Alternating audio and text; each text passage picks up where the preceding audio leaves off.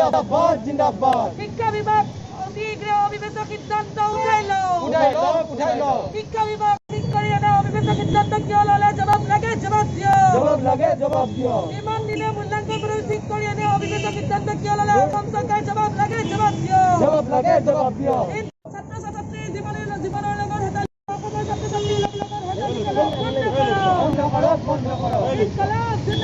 SFI জিন্দাবাদ betterment দিব লগা ছাত্ৰ ছাত্ৰীৰ বাবে মূল্যাঙ্কন পদ্ধতি সলনি কৰক যে এই নতুন মূল্যাঙ্কন পদ্ধতিৰ যোগেদি যি নম্বৰ পাব সেই নম্বৰ আগন্তুক সময়ৰ চাকৰিৰ ক্ষেত্ৰত প্ৰযোজ্য নহ'ব, কেৱল নামভৰ্তিৰ ক্ষেত্ৰতহে প্ৰযোজ্য হ'ব। এই সিদ্ধান্তত আমি আশ্চৰ্য প্ৰকাশ কৰিছোঁ আৰু এই সিদ্ধান্ত এক অবিবেচক আৰু হঠকাৰী সিদ্ধান্ত বুলি অভিহিত কৰিব বিচাৰিছোঁ আমি SFI। আৰু তাৰ প্ৰতিবাদত আজি সমগ্ৰ অসমতে আমি ঘৰৰ পৰাই হওক বা কোভিড প্ৰট'কল মানি আমি এই প্ৰতিবাদ সাব্যস্ত কৰিছোঁ।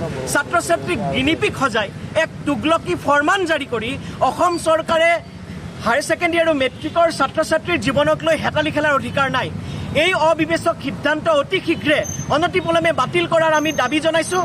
অন্যথা আগন্তুক সময়ত এই গণতান্ত্ৰিক আন্দোলন আমি আৰু গঢ়ি তুলিবলৈ বাধ্য হ'ম। আৰু তাৰ লগে লগে আমি আৰু এটা বিষয় উত্থাপন কৰিব বিচাৰিছোঁ, সেয়া হৈছে যে বেটাৰমেণ্ট আৰু ৰিএপিয়াৰেঞ্চ দিব বিচৰা ছাত্ৰসকল তেওঁলোকে বিশেষকৈ হায়াৰ ছেকেণ্ডেৰীৰ ক্ষেত্ৰত তেওঁলোকে এটা বা দুটা বিষয়ত তেওঁলোকৰ নম্বৰ বৃদ্ধি কৰাৰ কাৰণে তেওঁলোকে গোটেই বছৰটো পঢ়া শুনা কৰিছিলে, কিন্তু এতিয়া যিটো ফৰ্মুলা বেটাৰমেণ্ট আৰু ৰিএপিয়াৰেঞ্চৰ ক্ষেত্ৰত প্ৰযোজ্য হৈছে এই ফৰ্মুলা কোনো কাৰণতে গ্ৰহণযোগ্য নহয়। সেইকাৰণে এই ফৰ্মুলা পুনৰ বিবেচনা কৰাৰ আমি দাবী জনাইছোঁ।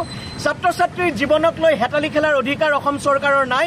হায়াৰ ছেকেণ্ডেৰী আৰু মেট্ৰিকৰ ছাত্ৰ ছাত্ৰীয়ে ভৱিষ্যতে চাকৰি কৰিবলৈ এই আকৌ পৰীক্ষা দিবলৈ ঘূৰি আহিব নোৱাৰে। কাইলৈ বেলেগ জেগাত এডমিশ্যন লোৱাৰ পিছত এজন ছাত্ৰ বা ছাত্ৰীয়ে বেলেগ জেগাত এডমিশ্যন লোৱাৰ পিছত ভৱিষ্যতে কি চাকৰি কৰিব সেই চিন্তা কৰি ঘূৰি আহিব পাৰে নেকি? এই কেনেধৰণৰ অদ্ভুত কথা।